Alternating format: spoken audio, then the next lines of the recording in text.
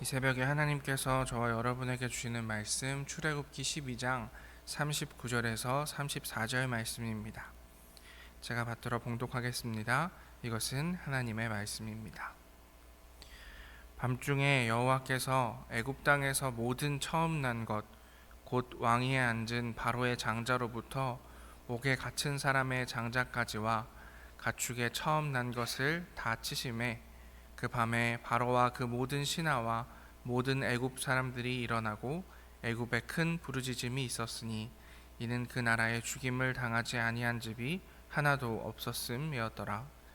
밤에 바로가 모세와 아론을 불러서 이르되 너희와 이스라엘 자손은 일어나 내 백성 가운데서 떠나 너희의 말대로 가서 여호와를 섬기며 너희가 말한 대로 너희 양과 너희 소도 몰아가고 나를 위하여 축복하라 하며 애굽 사람들은 말하기를 우리가 다 죽은 자가 되도다 하고 그 백성을 재촉하여 그 땅에서 속히 내보내려 하므로 그 백성이 발교되지 못한 반죽 담은 그릇을 옷에 싸서 어깨에 매니라.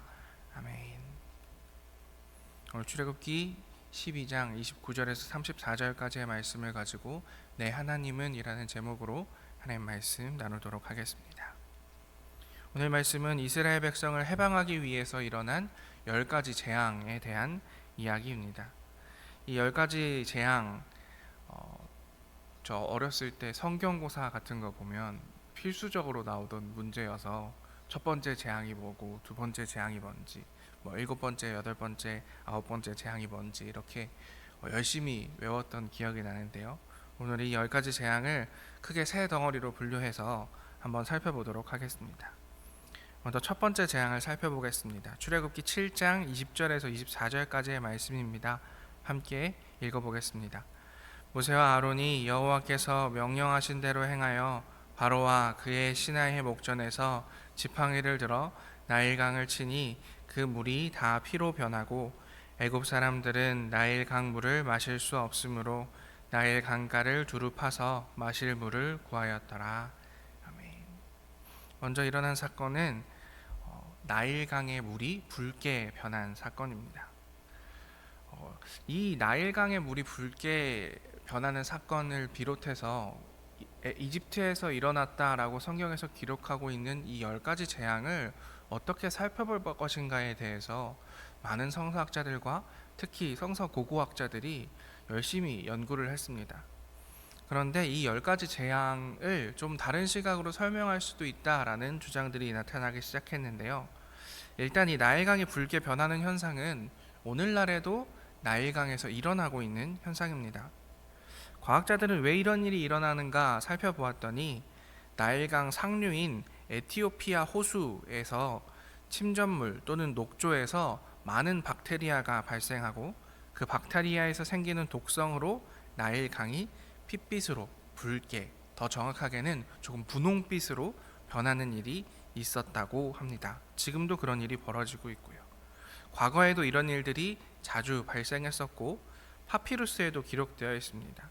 이퓨어 파피루스라는 이집트의 문서에는 나일강이 핏빛으로 변한 일이 기록되어 있다라고 합니다.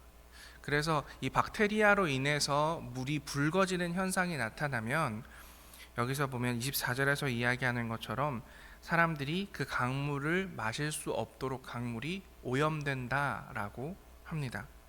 그렇게 되면 몇 가지 문제들이 해결되게 되는데요. 특히 개구리 떼의 이동, 개구리 소동이 해결되게 됩니다. 나일강이 오염되면 그 나일강에서 살고 있던 물고기들도 죽고 개구리들은 육지로 이동을 할 수 있으므로 오염된 물을 피해서 대규모로 육지로 이동하게 되는 것입니다. 강가에 살던 이 동물들은 깨끗한 물을 마실 수가 없어서 대규모로 이동하는 현상의 하나이고 파리소동도 그 연장선이라고 볼 수 있다라는 것이 성서 고고학자들의 연구입니다. 이 첫 번째 덩어리가 나일강 붉어짐, 개구리떼가 이동하고 파리떼가 이동하는 것으로 묶어볼 수 있다면 두 번째 덩어리는 파리와 이, 가축이 병들어 죽는 것과 종기를 생각해 볼 수가 있습니다. 우리 출애굽기 8장 16절과 17절 함께 읽어보겠습니다. 여호와께서 모세에게 이르시되 아론에게 명령하기를 내 지팡이를 들어 탕에 티끌을 칠하하라. 그것이 애굽 온 땅에서 이가 되리라. 그들이 그대로 행할세. 아론이 지팡이를 잡고 손을 들어 탕에 티끌을 치매 애굽 온 땅에 티끌이 다 이가 되어 사람과 가축에게 오르니.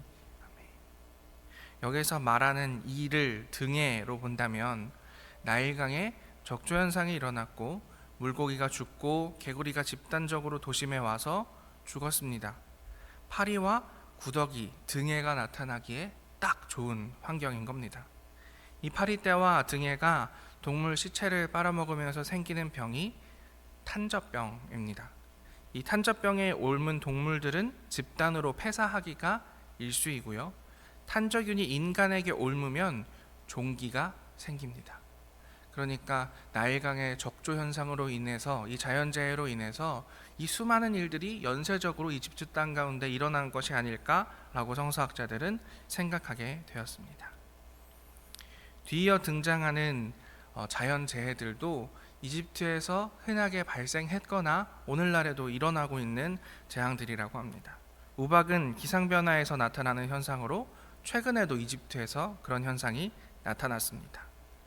메뚜기 떼, 이 팔레스타인 지방의 메뚜기 떼, 아프리카의 메뚜기 떼는 무섭기로 유명하죠. 오늘날에도 자주 발생하는 현상입니다. 9번째 재앙인 어둠, 깜깜해져서 아무것도 보이지 않았던 어둠은 모래폭풍으로 추정됩니다. 사하라 사막에서 어마어마한 모래폭풍이 불어오면 모래와 먼지 입자들로 인해서 이집트에서는 낮에도 밤처럼 깜깜해지는 현상이 일어난다고 합니다. 그러니까 첫 번째 재앙부터 9가지 재앙까지는 이집트에서 벌어지고 있는 자연재해에 대해서 기술하고 있는 것입니다. 그런데 이 이집트에서 일어난 연속적이었든 연속적이지 않든 이 자연재해를 바라보는 2가지의 시각이 있었습니다. 첫 번째는 바로와 그의 신하들이 가지고 있었던 시각이었습니다. 성경에 보면 그들의 시각을 바로의 마음이 완악하였다라고 표현하고 있습니다. 아마도 이들은 사건이 해결되기 전에는 두려운 마음이 들었을지 모릅니다. 모세와 아론이 와서 이렇게 이야기하는 겁니다. 여러분, 우리를 풀어주지 않으면 이 땅에 무서운 자연재해가 닥칠 것입니다. 그리고 실제로 그 자연재해가 일어나는 겁니다. 그랬을 때 이 파라오와 그 신하들의 마음에는 처음에는 이게 진짜인가? 이스라엘 백성들을 우리가 풀어주지 않아서 여호와 하나님이라는 저들의 신이 우리에게 심판을 내리는 것인가 생각했을지 모릅니다. 그래서 성경은 이렇게 기록하고 있습니다. 출애굽기 9장 27절 28절 말씀입니다. 함께 읽겠습니다. 바로가 사람을 보내어 모세와 아론을 불러 그들에게 이르되 이번은 내가 범죄하였노라. 여호와는 의로우시고 나와 나의 백성은 악하도다. 여호와께 구하여 이 우레소리와 우박을 그만 그치게 하라. 내가 너희를 보내리니 너희가 다시는 머물지 아니하리라. 아멘. 이들은 회개하는 것처럼 보입니다. 우리가 잘못해서 이런 일이 벌어졌나 보다. 하나님께서 정말 우리를 심판하시나 보다 라고 생각하는 것 같아 보입니다. 그런데 사건이 해결되고 나자 이집트의 왕과 정치인들은 다시 한번 마음을 바꿉니다. 이것이 하나님의 심판이 아니라고 생각한 모양입니다. 아마도 신하들은 이렇게 얘기했을지 모르겠습니다. 왕이시여 생각해 보십시오. 이집트 강이 붉게 변한 것 이번이 처음이 아니지 않습니까? 탄저병이 일어난 것 이번이 처음이 아니지 않습니까? 우박이 내리고 메뚜기 떼가 오고 사하라의 사막에서 모래폭풍이 치는 것 처음이 아니지 않습니까? 이거 그냥 우연히 일어난 자연재해일지 모릅니다. 그러니 우리 저 사람들을 놓아줘서 우리의 재산상의 손해, 우리의 권력상의 손해 보지 맙시다. 그들은 이내 약속을 파기하고 다시 이스라엘 백성들을 자신의 소유물로 두고 계속해서 착취하려고 했습니다. 9장 34절 35절입니다. 함께 읽습니다. 바로가 비와 우박과 우레소리가 그친 것을 보고 다시 범죄하여 마음을 완악하게 하니 그와 그의 신하가 꼭 같더라. 바로의 마음이 완악하여 이스라엘 자손을 내보내지 아니하였으니 여호와께서 모세에게 말씀하심과 같더라. 그러니까 이들은 이 자연재해를 보고 이렇게 생각한 겁니다. 아, 이건 우연히 일어난 거야. 우리의 잘못 때문에 이런 일이 일어날 리가 없어. 하지만 성경을 기록한 이들은 그렇지 않았습니다. 성경을 기록한 사람들은 이 출애굽기에서도 그렇고 지속적이고 반복적으로 이 자연재해는 우연히 일어났을 수도 있지만 우리가 믿기로는, 우리가 알기로는 우리 하나님께서 하셨다라고 성경에 기록하고 있습니다. 이 이집트에 일어난 재앙에 대해서는 출애굽기에만 기록되어 있는 것이 아니라 시편에도 2번 기록되어 있는데요. 78편에 나와 있는 내용을 함께 살펴보도록 하겠습니다. 우리 43절과 52절 첫 절과 마지막 절만 함께 같이 읽어보겠습니다. 그때에 하나님이 애굽에서 그의 표적들을, 소환들에서 그의 징조들을 나타내사. 52절입니다. 그가 자기 백성은 양같이 인도하여 내시고 광야에서 양떼같이 지도하셨도다. 아멘. 이집트 사람들은 하나님의 심판이 아니라고 생각했던 사건들, 이집트에서 그 전에도 있었고 이후에도 있었고 사실은 오늘날에도 벌어지고 있는 이 사건들을 후대의 성서 기록가들은 다 하나님의 심판이었다. 하나님이 그의 징조들을 나타내셨다. 그래서 그것을 통해서 하나님이 자기 백성을 양같이 인도하여 내셨다라고 기록하고 있는 것입니다.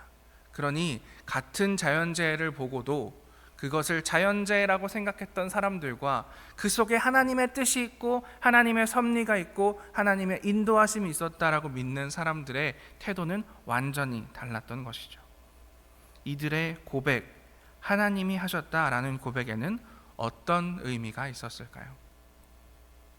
첫째로 이 고백에는 하나님은 약자들을 해방하시기 위해 강한 제국과 싸우시는 분이다 라는 고백이 담겨 있습니다. 이집트 하면 그 고대 시대에 어떤 나라였습니까? 가장 강력한 나라였습니다. 그리고 어느 곳보다도 과학적으로 문명적으로 발달된 나라였습니다.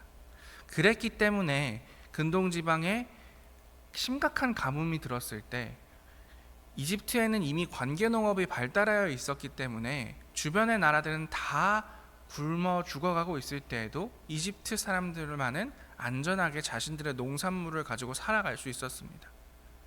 생각해 보십시오. 처음 이스라엘 백성이 이집트에 가게 된 이유도 무엇입니까? 가나안 땅에 기근이 몰아쳐서 이 기근을 피하기 위해서 이집트로 이주해 갔던 것 아닙니까? 그만큼 강력한 나라, 그만큼 강한 힘을 가지고 있던 나라가 이집트입니다. 그리고 그 이집트는 그렇게 강력한 힘을 가지고 있었기 때문에 자기 마음대로 다른 나라 민족을 데려다가 우리나라 건물을 짓도록 하는 노예로 삼는 일을 벌일 수 있었던 것입니다. 그런데 이스라엘 백성들은 이렇게 고백하는 겁니다. 우리가 믿는 하나님은 이 세상의 유일하신 하나님이시고 이 세상의 유일하신 신이신데 이 신은 이집트 제국이라는 강력한 사람의 편이 아니라 이집트의 노예로 있는 우리들의 편이다. 단순히 우리들의 편이고 우리들을 불쌍히 여겨줄 뿐만 아니라 우리의 고통 소리를 들으시고 그 고통 소리에 응답하셔서 이 땅에 자연재해를 내리시는 분이다. 그래서 우리를 구하시는 분이다 라고 고백하고 있다라는 것입니다. 이 고백이 오늘날 우리에게 주는 위로가 있는 줄로 믿습니다. 여러분들 중에 이집트의 파라오처럼 강한 권력 가지고 계신 분들 있으십니까? 이집트의 파라오처럼 많은 부를 가지고 계신 분들이 있으십니까? 그렇다면 아마도 우리의 삶에서 지금 문제라고 느끼고 있는 것들 중에 대부분의 문제들은 해결될 것이겠지요. 그렇지만 우리는 그렇지 않습니다. 설사 우리가 그런 부나 권력을 가지고 있다고 하더라도 우리의 삶의 문제에서 해결되지 않는 건강이라든지 죽음에 대한 문제들 우리는 해결할 수가 없습니다. 우리는 그런 존재들입니다. 그렇지만 성경은 계속해서 고백하는 겁니다. 하나님은 약자들의 하나님이시라고요. 노예들의 하나님이신 그 노예들의 친구이신 그 노예들을 해방시켜 주신 그 하나님께서 오늘 우리도 사랑하시고 오늘 우리도 해방시키시길 원하시고 오늘 우리가 울부짖을 때 듣기를 원하시고 오늘 우리를 위해 자연재해를 일으키실 수도 있다라는 믿음이 이 성경의 이야기에 담겨있는 고백이라는 것입니다. 이뿐 아니라 하나님은 히브리 아기들의 죽음을 기억하시는 분이다 라는 신앙 고백도 담겨 있습니다. 오늘 읽은 본문 말씀인데요, 출애굽기 12장 29절 말씀입니다. 함께 읽겠습니다. 밤중에 여호와께서 애굽 땅에서 모든 처음 난 것 곧 왕위에 앉은 바로의 장자로부터 옥에 갇힌 사람의 장자까지와 가축의 처음 난 것을 다 치심에. 아멘. 제가 방금 전에 설명드릴 때에 첫 번째 재앙부터 9번째 재앙까지는 자연재해로 설명드린다고 말씀드렸습니다. 그런데 자연재해로 설명되지 않는 한 가지 재앙이 있습니다. 그것은 바로 이집트에 사는 사람들의 장자의 죽음입니다. 왜 이런 내용을 기록하여 놓은 것일까요? 왜 이것이 하나님께서 하신 일이라고 성경서 기록자들은 기록하여 놓고 계시는 것일까요? 여러분, 이 말씀을 읽을 때 우리는 어떤 명령에 대해서 떠오르게 됩니다. 출애굽기 1장 22절 말씀입니다. 함께 읽겠습니다. 그러므로 바로가 그의 모든 백성에게 명령하여 이르되 아들이 태어나거든 너희는 그를 나일강에 던지고 딸이거든 살려두라 하였더라. 아멘. 이스라엘 백성이 이집트에서 살고 있었는데 이스라엘 백성의 수가 점점 늘어나자 파라오가 이렇게 이스라엘 백성들에게 명령하는 겁니다. 너희 백성들이 점점 더 강하여지는 것이 나는 마음에 들지 않는다. 그러니까 너희들 중에 아기가 태어나면, 남자아이가 태어나면 나일강에 던져서 죽여버리고 여자아이가 태어나면 그대로 길러라. 파라오가 잔인하게 죽인 히브리 아이들을 하나님은 기억하고 계셨다라고 성서 기록자들은 고백하는 겁니다. 그래서 자연현상이 아닌 재앙을, 하나님께서 히브리 아이들을 죽인 파라오의 첫째 아들을 앗아가시는 장면을 성경은 기록하고 있는 겁니다. 그러면서 이렇게 고백하고 있는 것이죠. 나의 하나님은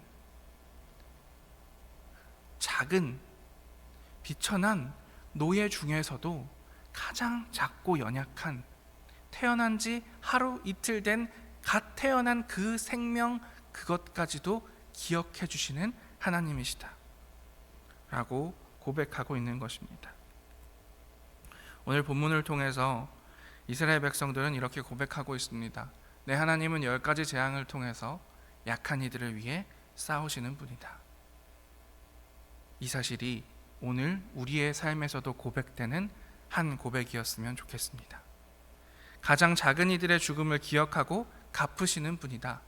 이 고백이 우리들의 삶에서 이루어지는 고백이었으면 좋겠습니다. 이 성서 기록자들의 고백이 우리의 삶의 고백이 되기를 바라고 기다리면서 하나님께 부르짖으며 하나님께 중보로 구하며 이 땅 가운데 일어나고 있는 수많은 아픔과 어려움들 가운데 하나님 역사해 주십시오. 그 역사를 위해서 모세를 보내셨던 것처럼 오늘 나를 보내어 주십시오. 그래서 하나님의 뜻이 이 땅에서 이루어지는 것 보게 하여 주십시오. 고백할 수 있는 우리 모두가 되기를 기도하겠습니다. 함께 기도합니다. 하나님, 오늘 함께 10가지 재앙 속에 담겨있는 이스라엘 성서 기록자들의 고백을 살펴보았습니다. 우리 하나님은 이집트의 편이 아니시고 가장 작고 연약한 이들의 편이시다. 그 작고 연약한 이들 중에서도 가장 작고 연약한 아이들의 죽음을 기억하시는 하나님이시다라는 이 성서 기록자들의 고백이 오늘 우리의 고백 되기를 원합니다. 그래야 해서 우리의 삶이 때로 무너지는 것 같고 때로는 미천하고 비천한 것 같아 보인다 할지라도 하나님께 부르짖으며 하나님의 때를 기다리며 하나님 나라를 만들어가는 우리 모두 될 수 있도록 인도하여 주시옵소서. 모든 말씀 예수님 이름으로 기도합니다. 아멘.